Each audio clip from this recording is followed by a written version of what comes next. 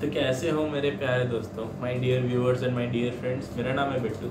आज हम लोग बात करेंगे फिजियोग्राफी एक लैंडफॉर्म टाइप्स ऑफ इंडिया। ये बहुत ही ज़्यादा इंपॉर्टेंट पार्ट है यूपीएससी का। So my friend, 460 million years पहले की बात है जब अर्थ बनी थी। तो इसमें बहुत सारे एंडोजेनिक एंड एक्सोजेनिक फोर्सेज आए जो इसका हमेशा रंग रूप को चेंज करते हैं। उसी में इंडिया लिए तो इसका वेरिएशन इन लैंडफॉर्म्स बहुत ही ज़्यादा है। कहीं पर आप देखोगे तो कहीं पर डेजर्ट है, कहीं पर आप देखोगे तो ओशियन है, कहीं पर देखोगे तो बहुत ज़्यादा बारिश होती है, कहीं पर देखोगे तो एवरेज से भी कम बारिश होती है। सो इसका ये लैंडफॉर्म डिवीजन है, इसका वेरिएशन। तो वेरिएशन के अकॉर्डिंग इसको हम लोग 3 पार्ट्स में डिवाइड करते हैं। पहला जो वो है द पेनिनसुलर ब्लॉक, दूसरा जो होता है वो आपका जो Himalayan and the peninsular mountain, तीसरा जो आता है आपका इंडो गंगा ब्रह्मपुत्र प्लेन। जो पहला है ना वो होता है आपका जो पेनिनसुलर ब्लॉक है, वो आपको बहुत सारे रेंजेस ऑफ माउंटेन है। जैसे आपका आ जाता है इसमें आ जाता है आपका अरावली रेंज, इसमें आ जाता है आपका विंध्यन रेंज, सतपुरा रेंज। तो ये सब रेंजेस होते हैं वो मिलके बनाते हैं आपके द पेनिनसुलर ब्लॉक।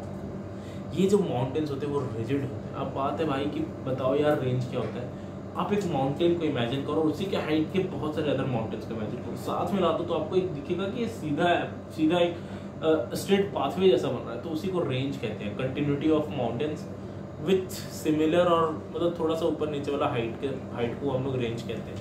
सो ये रेंज जो होते हैं ना वो वेरीज करते हैं मतलब जगह के अनुसार से, एलिवेशन के अनुसार से। जैसे हिमालयज में कुछ रेंज है, जैसे लद्दाख रेंज, काराकोरम रेंज, तो वो ऊपर में स्थित है। जैसे नीचे में अरावली रेंज। तो ये जो अरावली रेंज वगैरह है ना वो बहुत ही मतलब रिजिड है, एकदम टाइट है या फिर सॉलिडिफाइड है। तो ये जो रेंज होते हैं वो बहुत ही ओल्ड रहते हैं। इसके किसके कंपेयर में, जो हिमालय है वो तो यंग फोल्ड माउंटेन्स है ना। सो सॉरी माय फ्रेंड्स, ये जो हमारा जो पेनिनसुलर ब्लॉक है वो स्टार्ट होता है कच्छ फ्रॉम गुजरात से। ये जाता है अरावली रेंज की थोड़ा सा नियर दिल्ली में, दिल्ली के पास से टर्नओवर करता है और ये गंगा यमुना के साथ पैरेलली जाता है और गंगा डेल्टा के पास रुक जाता है। उसके बाद थोड़ा सा ईस्टर्न में राजमहल हिल्स के पास जाता है और वहाँ पर स्टार्ट हो जाता है। इस पे आप इसके अगर इधर देखोगे तो पूरा पेनिनसुलर प्लेट्यू है, यानी कि तीनों ये पेनिनसुलर प्लेट्यू आप देखोगे ना दोस्तों। पेनिनसुलर आपकी है क्या, यहाँ पर देखोगे आप तो यहाँ अरेबियन सी, यहाँ पर बे ऑफ बंगाल है, नीचे इंडियन ओशन। पूरा भारत ही हमारा पेनिनसुलर कंट्री। सो इसीलिए आप यहाँ पर देखोगे प्लेट्यू के आगे पेनिनसुलर, ब्लॉक के आगे पेनिनसुलर, तो ये पेनिनसुलर अभी सुनाई देगा। तो ये पूरा पेनिनसुलर प्लेट्यू ही आपका एक तरह से समझ लो सराउंड करता है। ये जो ब्लॉक है ना ये पूरा प्लेट्यू को सराउंड करता है। इसके आगे आप इधर देखोगे तो प्लेन्स आ जाते हैं। सो बात करते हैं हम लोग दूसरा जो है the Himalayas and the peninsular mountain. So Himalayas के बारे में मैंने बता दिया।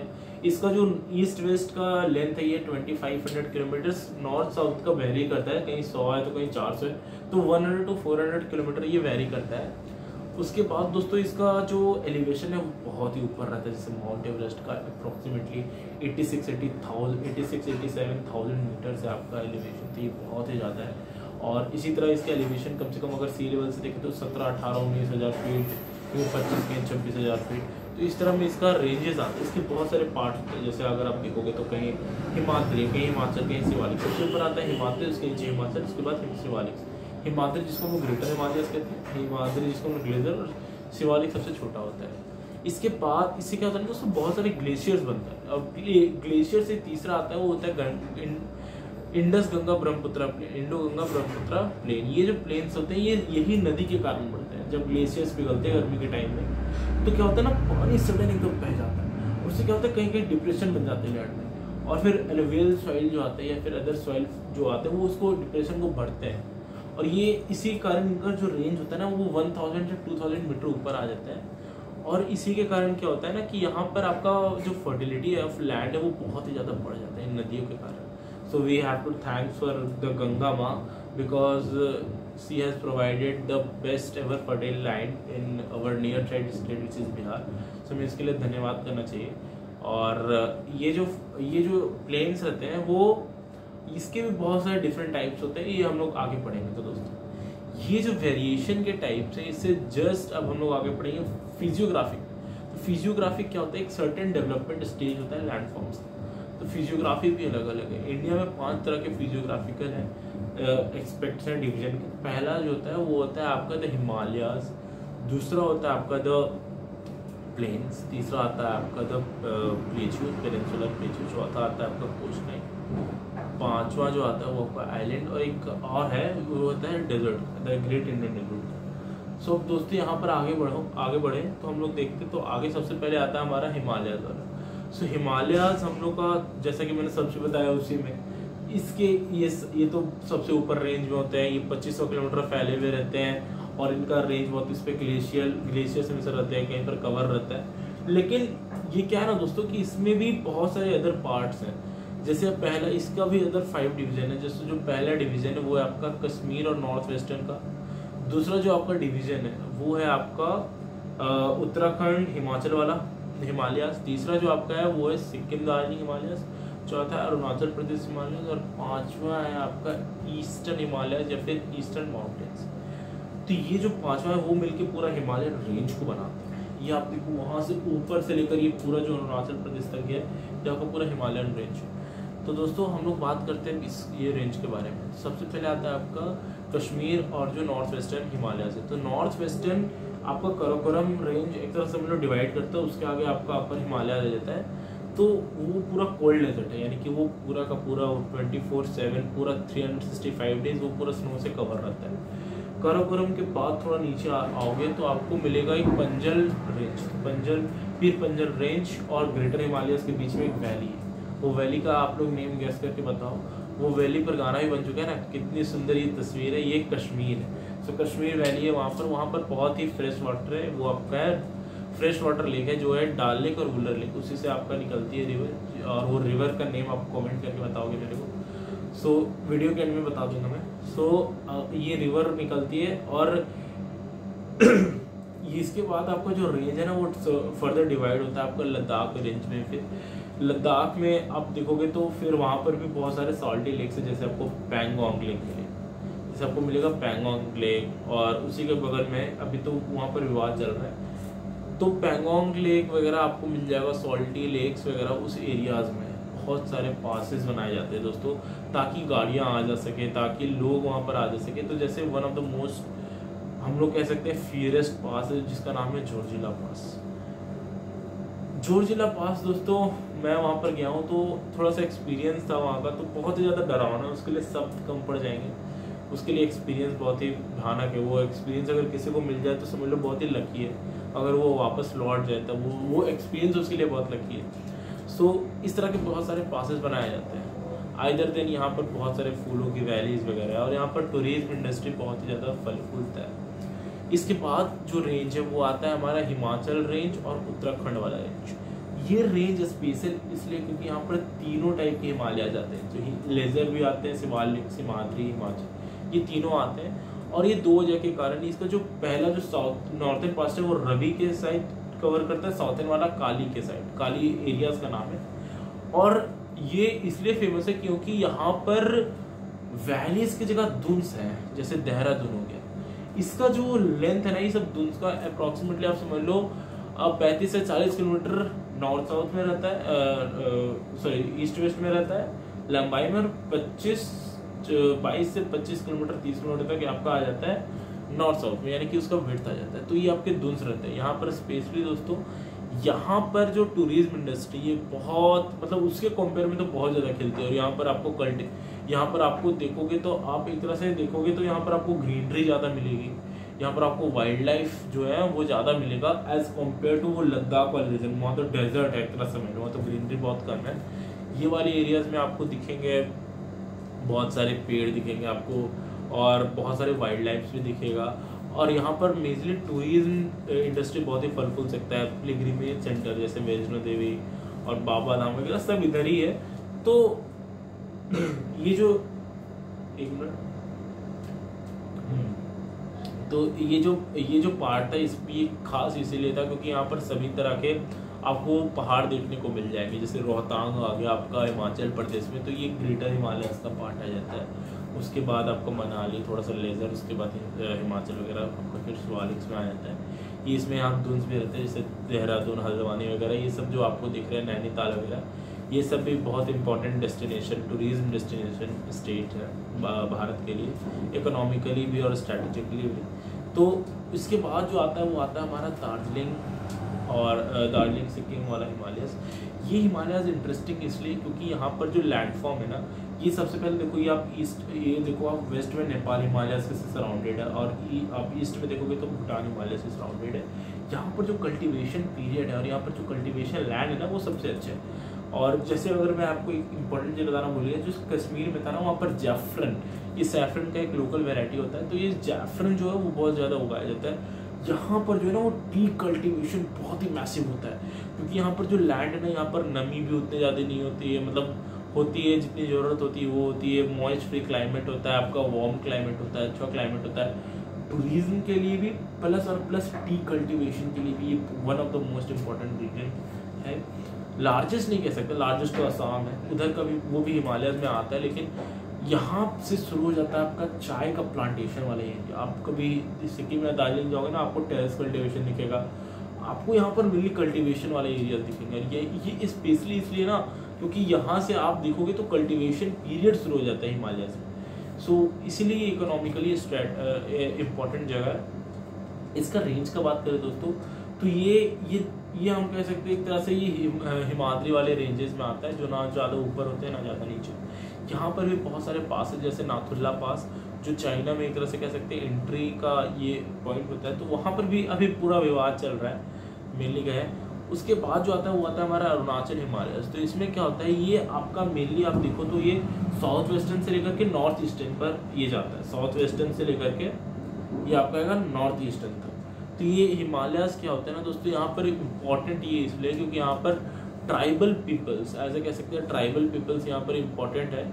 यहाँ पर आप देखो तो यहाँ के जो ट्राइबल पीपल्स हैं, और जैसे नागाज हो गए हैं और भी अदर हो गए, वो बहुत इम्पोर्टेंटली यहाँ पर अपने कम्युनिटी को बनाए रखते हैं। प्लस यहाँ के असम का जो हम लोग टी, ये तो जानते ही हैं, यहाँ का जो प्लांटेशन एरिया है, प्लांटेशन यहाँ पर पोटेंशियल है यहाँ का, वो तो हम लोग जानते हैं। और भी बहुत सारे ट्राइबल ग्रुप्स इस एरियाज, पूरे एरियाज में अगर हम लोग बात करें दार्जिलिंग सिक्किम वाले और अरुणाचल को मिला दे तो यहाँ पर लेप्चास वगैरह भी रहते हैं, भोतियास भी रहते हैं। ये सब जो ट्राइबल ग्रुप्स है वो सब यहाँ पर रहते हैं। और उसके बाद हम लोग बात करें दोस्तों, लास्ट में आपका रहता है ईस्टर्न हिमालयस और ईस्टर्न माउंटेन्स। इसमें आ जाते हैं आपका मीजो हिल्स वगैरह सब आ जाते हैं, यहाँ पर आपके मीजो हिल्स वगैरह आ जाते हैं। और यहाँ पर भी इम्पोर्टेंट इसलिए क्योंकि ये साउथ से नॉर्थ वाला पार्ट कवर करता है आपका, और इस पर इम्पॉर्टेंट इसलिए क्योंकि जितने भी कवर करते हैं आपके बाउंड्रीज में, म्यांमार के साथ ये बाउंड्रीज बनाए रखते हैं। यहाँ पर भी आपको हिल्स देखने को मिल जाएंगे, यहाँ पर आपको बड़े बड़े नहीं लेकिन एक रेंजेस मिल जाएंगे देखने को, हिल्स वगैरह मिल जाएंगे। यहाँ पर मीजो हिल्स वगैरह में भी फिर बहुत सारे डिवीजन आ जाते हैं, जैसे आपका आ जाता है जब खाइसेस, द गारो हिल्स, और भी बहुत सारे 3 पार्ट है जैसे मैं अभी याद कर पा रहा था। गारो हिल्स है, एक द खासी हिल्स है, और भी है एक, मैं आपको लेटर बता दूंगा। सो ये जो हिल्स है ये पार्ट कवर करते हैं पूरे। इसके बाद हम लोग बात करें दोस्तों तो आता है द प्लेन्स में। तो प्लेन्स जैसे कि मैंने आपको बताया प्लेन्स कैसे बनते हैं, डिप्रेशन के कारण। सो जो प्लेन्स है ना दोस्तों, वो हमारे यहाँ बहुत इंपॉर्टेंट रोल प्ले करते हैं, क्योंकि प्लेन्स में ही समझ लीजिए कि 70 to 80% पूरा कल्टीवेशन हो पाता है अच्छे से। और यही प्लेन्स के कारण जो राइस वगैरह होता है, वीट वगैरह होता है, वो बहुत अच्छे से उग पाता है, जो कि मतलब पोटेंशियल रहता है कंट्री के लिए। सो ये प्लेन्स में हो पाता है। इसके भी 3 पार्ट होते हैं। तो पहला होता है भाबर, दूसरा होता है तराई, तीसरा होता है एलुवियल वाला। तो एलुवियल में फिर 2 पार्ट होते हैं। ये ज्योग्राफी का खेल है, डिवीजन में डिवीजन मिलेगा आपको यहाँ पर। इसमें भी 2 पार्ट आते हैं, जैसे आपका एक आता है एक आता है आपका भांगर, दूसरा आता है खदर। सो पहला आता है भाबर। ये जो भाबर रहता है ना, वो जनरली 5 से 10 किलोमीटर शिवालिक के बाद आता है, शिवालिक के पैरेलल रहता है, 5 से 10 किलोमीटर तक। ये जो रहता है यहाँ पर रिवर के कारण जो स्टोन्स रहते हैं ना, ये कभी कभी डिसअपियर हो जाता है। यहाँ पर पूरा कभी स्टोनी रीजन रहता है तो कभी पूरा डिसअपियर हो जाता है। तो यहाँ पर खेती नहीं हो पाती, कल्टीवेशन यहाँ पर नहीं हो पाता है। तो यहाँ पर वाइल्ड लाइफ भी नहीं रहता। और समझ लो एक प्लेन जैसा रहता है, जो माउंटेन्स समझ लो, जब आप माउंटेन से जस्ट उतरे हो और आपको ऐसी जगह मिला जहाँ पर कल्टीवेशन ना हो पाए, वो आता है आपका भाबर एरिया में। और उसके बाद आता है आपका तराई रीजन, जैसे आप नीचे जाते हो, यहाँ पर नदी के जितने भी चैनल्स रहते हैं ना, वो विदाउट मतलब गेटिंग डिस्ट्रैक्टेड यानी कि दूर हुए, ये सब इधर ही से जाते हैं। तो यहाँ पर पेड़ पौधे ज्यादा होते हैं, यहाँ पर कल्टीवेशन कम होता है, लेकिन वाइल्ड लाइफ ज्यादा होता है। यहाँ पर सेंचुरीज बने रहते हैं, यहाँ पर मतलब डिफरेंट डिफरेंट टाइप्स के एनिमल्स पाए जाते हैं। तो ये आप कह सकते हो वाइल्ड लाइफ के प्रोस्पेक्टिव से, नेचुरल के सॉरी नेचर के पर्सपेक्टिव से ये रीजन बहुत ही ज़्यादा इंपॉर्टेंट है। अब हम लोग मेन रीजन पे आते हैं जो है एलुवियल रीजन। एलुवियल रीजन में आता है पहले आपका खादर, दूसरा आता है भांगर। खादर रहता है वो न्यू एलुवियल रहता है, भांगर रहता है वो ओल्ड एलुवियल रहता है। इसमें पेबल्स के साइज भांगर में थोड़े बड़े बड़े रहते हैं, इसलिए इसको हम लोग थोड़ा जनरली यूज नहीं करते हैं। लेकिन ये आता है आपका मेन कल्टिवेशन लैंड के लिए, जहाँ पर आपका मेन कल्टिवेशन होता है। अगर बात करो दोस्तों तराई की, तो वो 10 से 20 किलोमीटर के इधर होता है। फिर उधर आपका देख लो आप, इधर से 30 से 40 किलोमीटर के बाद इधर आपका आ जाता है प्लेन्स में एलुवियल वाला खादर भांगर। तो यहाँ पर मेनली कल्टिवेशन होता है। यह आ जाता है आपका प्लेन्स के बारे में। तो प्लेन्स के बारे में खत्म करते हैं। हम लोग आते हैं प्लेच्यूज के बारे में, यानी कि पेनिनसुलर प्लेच्यू। तो plateau one of the most important topic है, क्योंकि ये mineral house of our country है। इसको भी हम लोग फर्दर 3 भाग में डिवाइड कर सकते हैं। सबसे पहले दोस्तों समझ लो, ये प्लेच्यू होता है ना, वो ऐसा समझो कि प्लेन सबसे नीचे होता है, वो 1 या 2000 मीटर ओनली होते हैं एलुवियल डिपॉजिट्स के कारण बस।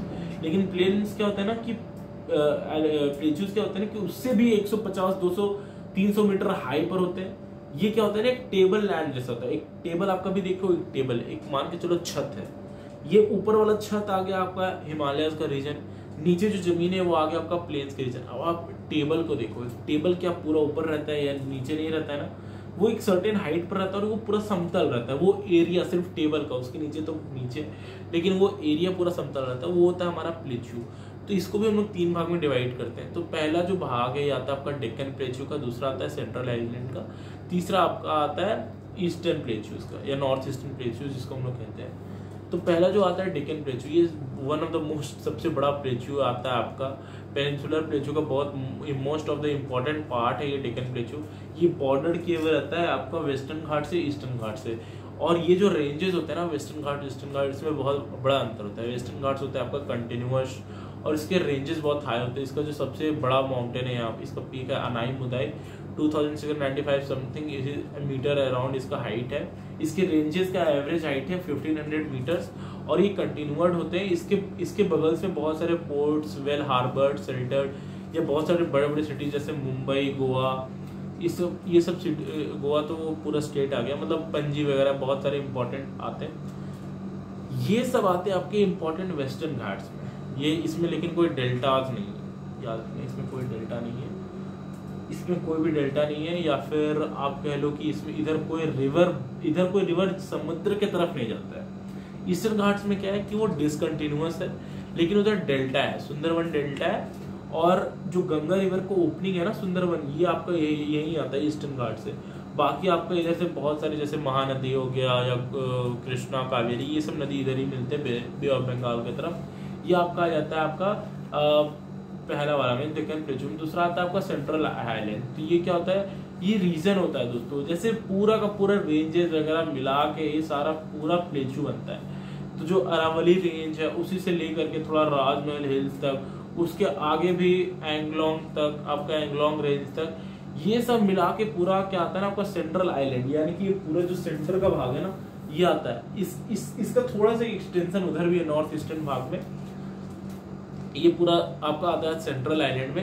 ये क्या है ना, टेबल टॉप लैंड है, यानी कि ये थोड़ा सा समतल है। इसमें और भी बहुत सारे धीरे धीरे छोटे छोटे प्लेच्यू जैसे Hazaribagh plateau, Ranchi plateau, Palamu plateau और कोयम्बटूर प्लेच्यू। यहाँ अगर आप देखो कोयम्बटूर प्लेच्यू, तो ये सब सेंट्रल हाईलैंड्स के पार्ट है।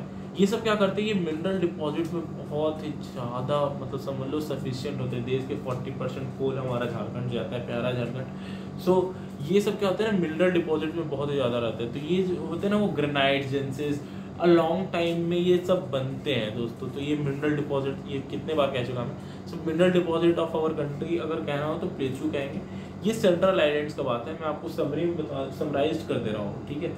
तो ये सेंट्रल आइलैंड का भाग है। इसके बाद जो आता है वो आता है आपका नॉर्थ ईस्टर्न वाला। तो इसमें भी बहुत सारे हिल्स हैं। नॉर्थ ईस्टर्न में मेनली आपको हिल्स मिलेंगे, मीजो हिल्स मिलेंगे आपको।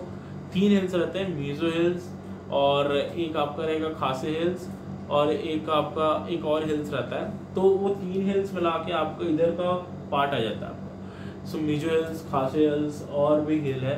सो ये आपका बना देता है पूरा का पूरा उधर, और एंगलोंग वाला पार्ट तो इधर है, ये पूरा मिला के आपको बना देता है प्लेच्यू, और ये प्लेच्यू वो नॉर्थ ईस्टर्न वाला प्लेच्यू आ जाता है, ये आपका नॉर्थ ईस्टर्न थोड़ा उधर वाला प्लेच्यू आ जाता है। ये तीनों मिला के समझ लो कि मिनरल डिपॉजिट्स का पूरा काम करते हैं, पूरा का पूरा मिनरल डिपॉजिट्स का काम करते हैं। सो ये जो हम लोग का जो पार्ट है, ऐसा जो इंडिया का पार्ट है, इसके लिए हमें थैंक्स करना चाहिए, क्योंकि इतना वेरिएशन हमको नहीं लगता कि और उधर कोई कंट्री में स्पेसिफिक होगा, और होगा तो मुझे नहीं पता, लेकिन उसके बारे में हम लोग जानेंगे। लेकिन ये जो हमारा देश है भारत, इस पर हम लोग को गर्व करना चाहिए, क्योंकि इसके इधर बहुत वेरिएशन है। आगे चलते दोस्तों, आगे हमारे पास द इंडियन डेजर्ट। तो 3 पार्ट हमारे कवर हो गए या फिर समराइज्ड हो गए। पहला जो आ गया आपका हिमालय वाला, दूसरा आ गया आपका प्लेन्स वाला, तीसरा आपका आ गया प्लेन्स वाला, चौथा आ गया आपका आइलैंड वाला, सॉरी डेजर्ट वाला। सो हमारा जो डेजर्ट है ये राजस्थान के इस पार्ट में है। एक चीज मैं बताना भूल गया दोस्तों, जो हमारा सेंट्रल आइलैंड है वो जैसलमेर को भी टच करता है उधर वेस्ट रीजन में, और उधर बहुत सारे सैंड ड्यून्स वगैरह रहते हैं। एक होता है बर्ड हंस, तो बर्ड हंस भी वहाँ का एक पार्ट है। वो कब बनता है, जब सैंड ड्यून्स वगैरह आते हैं तब शायद वो बनता है बर्ड हंस। ये हमारा पार्ट है। हम लोग बात करते हैं इंडियन डेजर्ट के बारे में। सो इंडियन डेजर्ट 150 मिलीमीटर यहाँ पर एवरेज रेनफॉल रिकॉर्ड किया जाता है दोस्तों। और ये मिजोइक पीरियड में ये डेजर्ट नहीं था, ये पूरा का पूरा पानी था। लेकिन जैसे जैसे चेंज होता गया तो समुद्र यहाँ पर नहीं रहा, और उसके जो बालू बचे थे ना, ये फॉसिल से पता लगाया गया। ये जो फॉसिल्स है ये बता रहे थे कि यहाँ एक टाइम पर समुद्र था, यहाँ पे जो फॉसिल्स मिले। सो ये हमारा ग्रेट इंडियन डेजर्ट था। इसके भी पार्ट है, एक है वेस्टर्न नॉर्थर्न पार्ट, एक साउथर्न पार्ट। जो साउथर्न पार्ट है वो सिंधु को टच करता है, और जो नॉर्दर्न पार्ट है वो कच्छ को टच करता है। ये हमारा था ग्रेट इंडियन डेजर्ट का। इसका हमारा शायद लास्ट यहाँ पर विलेज है जैसलमेर का, डिस्ट्रिक्ट है राजस्थान में। और उसके बाद हम लोग बात करें दोस्तों, तो आगे है हमारे पास कोस्ट लाइन। तो कोस्ट लाइन जो हमारा वो बहुत बड़ा है, 7,516.6 किलोमीटर का कुछ कोस्ट लाइन है टोटल। और इसके कोस्ट लाइन में अगर आप देखोगे दोस्तों, सो ईस्टर्न कोस्ट में भी और वेस्टर्न कोस्ट में भी अगर आप देखोगे तो यहाँ पर बहुत सारे आपको पोर्ट दिखेंगे। जो वेस्टर्न कोस्ट है ना, इसमें आपको बहुत सारे पोर्ट दिखेंगे जो वेल डेवलप्ड और वन इम्पॉर्टेंट है। क्योंकि अगर आप देखोगे तो इधर से पूरा कनेक्टेड है, अगर आप देखोगे तो इधर से मेजर ट्रेड कनेक्टेड है विथ कंट्रीज लाइक, आपको देख लो, आपको ईरान से अगर पेट्रोल लेना है ना तो इंडिया इधर ही से मंगाता है। इसलिए ये बहुत ही ज्यादा स्ट्रैटेजिकली कहें या इकोनॉमिकली कहें तो इसका जो कोस्ट लाइन है ये बहुत इंपॉर्टेंट है। ईस्टर्न कोस्ट से आपका ज्यादातर आयरन वगैरह जो उड़ीसा से पास होता है, यहाँ पर जो पोर्ट है इधर से पास होता है आपका, और पारादीप पोर्ट वगैरह से, उसके बाद हल्दिया पोर्ट वगैरह से इधर से आपका पास होता है। सो ये आ गया आपका ईस्टर्न कोस्ट में। इसके बाद जो हम लोग आगे जाते हैं दोस्तों, मैं आपको बता दूं, ये एक तरह से अगर समझ लो कि ये समराइज्ड या रिवाइज सेशन है, ये नॉलेजेबल सेशन है। और क्योंकि अगर 2 दिन का चैप्टर मैं 20 मिनट में कवर करना चाहूँ तो नहीं हो पाएगा। इसके बाद अगर देखें दोस्तों, हम लोग का लास्ट बचता है वो होता है आइलैंड का ग्रुप। तो आइलैंड का ग्रुप भी हमारे पास 2 है। पहला आता है आपका अंडमान, जो है आपका बे ऑफ बंगाल में। दूसरा आता है आपका लक्षद्वीप, ये आपका आता है अरेबियन सी में। पहला बात करते हैं अंडमान के बारे में। इसमें 572 ग्रुप्स ऑफ आइलैंड है, 572 आइलैंड है, यस 572 आइलैंड है। और इसमें से जो रफली इसका जो कोऑर्डिनेट्स है, सो 6 degree north, 14 degree north, 92 degree east और 94 डिग्री ईस्ट, इसके ये कोऑर्डिनेट्स है, यहाँ पर सिचुएटेड है। और दोस्तों ये जो है ना, इसको 2 पार्ट में डिवाइड किया गया, एक है अंडमान और एक है निकोबार। ये अंडमान है, ये निकोबार है, इसको 2 बार में डिवाइड किया गया। इसके बीच का जो एरिया ये 10 डिग्री चैनल से ये पास होता है, ये कनेक्टेड रहता है। और एक है बेसन आइलैंड, ये अंडमान आइलैंड पर सिचुएटेड है, अंडमान निकोबार में। ये only active volcano island of India. ये था अंडमान के बारे में। इसके आप देखोगे इस साइड में, यानी कि वेस्ट साइड में, तो यहाँ पर है लक्षद्वीप आइलैंड। लक्षद्वीप आइलैंड जो है सिचुएटेड है आपका 8 डिग्री नॉर्थ में, 12 डिग्री नॉर्थ में, 72 डिग्री ईस्ट में और 74 डिग्री ईस्ट में। ये आपका कोऑर्डिनेट्स हो गया लक्षद्वीप का। ये जो लक्षद्वीप है ये आपका 280 से लेकर के 400 किलोमीटर तक में निपट, ये आपका कोस्ट से है, केरला कोस्ट है यहाँ पे, यहाँ से आपका लक्षद्वीप आइलैंड का डिस्टेंस है 280 से 400 किलोमीटर। डिफरेंट के मामले में 36 आइलैंड में यहाँ पर सिर्फ 11 मतलब हैबिटेबल है। मेनली दोस्तों ये जो आइलैंड्स है ना, ये आपके वाइल्ड लाइफ पर्सपेक्टिव से बनाए गए। यहाँ पर ट्राइबल्स ग्रुप रहते हैं, प्लस यहाँ का जो इकोसिस्टम है वो बहुत ही ज्यादा वेल मेंटेन्ड है इकोसिस्टम, और यहाँ पर बायोडाइवर्सिटी भी बहुत ही ज्यादा अलग है। 453 स्क्वायर किलोमीटर का एरिया दोस्तों। यहाँ पर अगर आप गॉड डालोगे तो यहाँ पर एक है मिनी कोय और इधर है आपका मेन लक्षद्वीप। इसके बीच में जो है यहाँ पर आपका आता है 9 डिग्री चैनल। इधर आ गया 9 डिग्री चैनल, इधर आ गया 10 डिग्री चैनल। तो ये कनेक्शन रहता है इसके बीच में। और अगर बात करें दोस्तों तो ये दोनों का मेन पर्सपेक्टिव क्या है कि ये अगर देखा जाए तो ये एक इन्वायरमेंटली और एक तरह से क्या है स्ट्रैटेजिकली बहुत इंपॉर्टेंट है। इसको सुभाष चंद्र बोस को गिफ्ट में मिला था जापान के द्वारा इंडिया को, और ये टूरिस्ट के डेस्टिनेशन से भी बहुत इंपॉर्टेंट पॉइंट है इंडिया के लिए, इंडिया का पर्सपेक्टिव ऑफ व्यूज। सो ये हमारा पूरा फिजियोग्राफी था, एक समराइज था। तो कैसा लगा आपको समराइज्ड वे में? सो दोस्तों इसमें बहुत सारे ये भी हैं, इस जैसे एक चीज बताना भूल गए, इसमें स्टॉर्म बीचेस भी आते हैं। आर्किपेलागो कुछ नाम है इसका, आर्किपेलागो इसी में से एक है। इसमें आपको स्टॉर्म बीचेस देखने को मिल जाएंगे। सो दोस्तों ये था एक छोटा सा सेशन आपका फिजियोग्राफी ऑफ इंडिया पर। तो कैसा लगा आप कमेंट करके जरूर बताना। तो दोस्तों आपको कुछ मैं बताना चाहूँगा कि अगर आप ऐसे डिटेल्ड सेशन चाहते हो तो आप बताओ कि डिटेल्ड वीडियो चाहिए, तो मैं कोशिश करूँगा कि पार्ट बाय पार्ट लाऊं, क्योंकि एक ही वीडियो में आप हर चीज़ को ऐसे बिना देखे या कवर करना वो थोड़ा सा मुश्किल हो जाता है। सो ये मेन था आपका वीडियो, अगर आप इसे भी देख लेते हो। और ये तो one of the most important UPSC topic है, इसे तो जानना जरूरी है। सो ये रिवीजन के लिए बेस्ट वीडियो है, I can tell you. So thank you for watching, bye. और हाँ दोस्तों एक चीज़ मैं बताना लास्ट में भूल गया, वो जो 3 वाला था ना, तो एक मीजो हिल्स था और एक गारो हिल्स था और एक आपका आ जाता है जयंता हिल्स। एक आपका गारो हिल्स, जयंता हिल्स आ जाता है आपका। ठीक है, तो बाय।